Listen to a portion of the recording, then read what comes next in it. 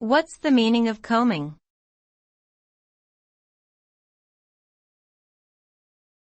Coaming.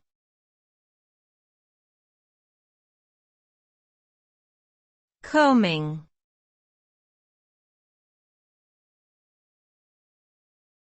Coaming.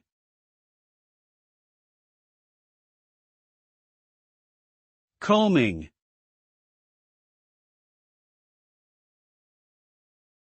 A coaming is a raised structure around an opening or hatchway on a ship or boat that is designed to help prevent water from entering.